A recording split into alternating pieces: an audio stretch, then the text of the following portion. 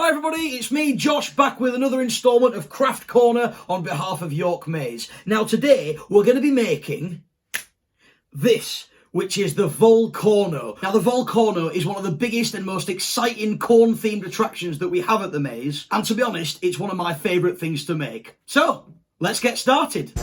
Now, we're going to start off by chopping the top off a plastic bottle just above where the label is normally best. Do be careful if you're using scissors, get a grown-up to help you. And I'm also getting rid of this little plastic ring from underneath the lid. Now, if you can see on mine, I've cut this little kind of nook out at the front. And that's just quite helpful for when we come to put the slide on a little bit later on. Now, it is quite tough. I'm using a bigger pair of scissors, as you can see. So I'd strongly recommend that you get a grown-up to help you. If you get it right, you should be able to just twist it off so you've got a little triangle cut out like this. I'm going to cover the whole of mine in masking tape.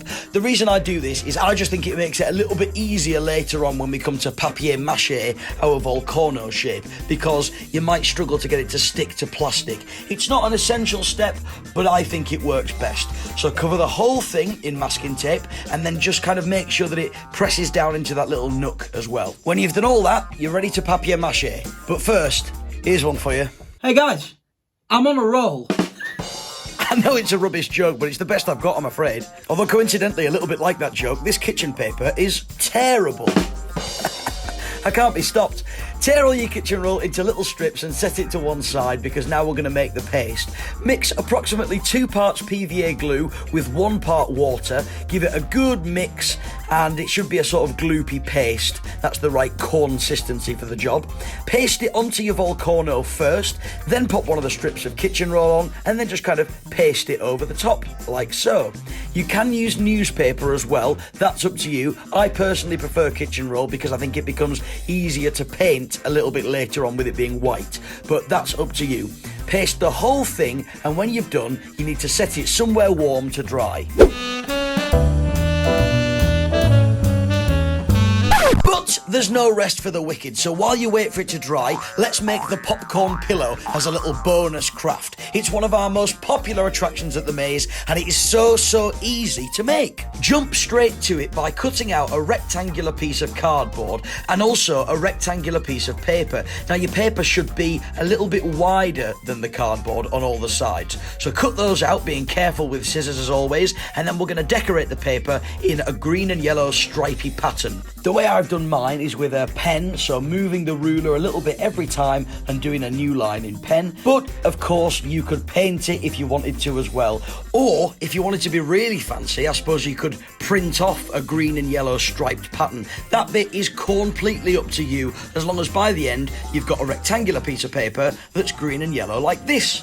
Now pop that to one side, because now we're going to make the padding for the inside. I've got this sort of insulation that comes in food parcels, but a scrunched up carrier bag works just as well. You don't need loads of this padding, so cut it to size so that it kind of sits in the middle of the cardboard with a border around the edge.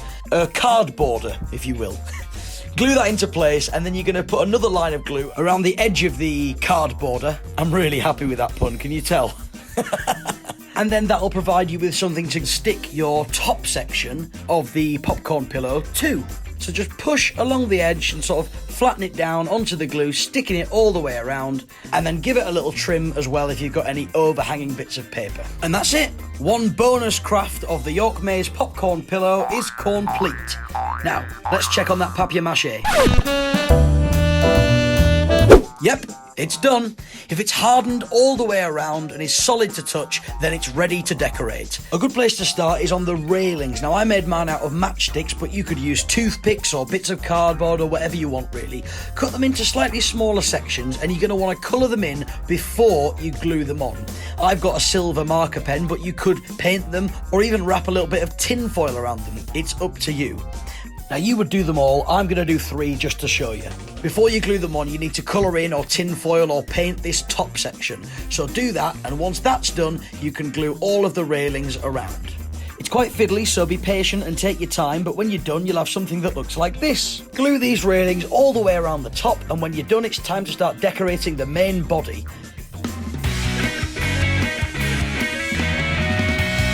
You can use pens, pencils or paints, but all I would say is make sure that you do the lighter colours first. So as you can see, I've gone with yellow for the corn first of all, then red for the lava, and then finished it all off with the dark green, and that means that you can then pick out some of the details around the corn kernels with the green. And I've gone a little bit further and put some details onto the corn kernels themselves with an orange pen, just to make it that bit more convincing. Now for the slide, conveniently I had a metal straw which works absolutely perfectly, but if you don't have metal straws, you could use a normal straw, wrap it in a little bit of tin foil, secure it with sticky tape, and then glue it on. Then, once you've added a final few details, your Volcorno is complete.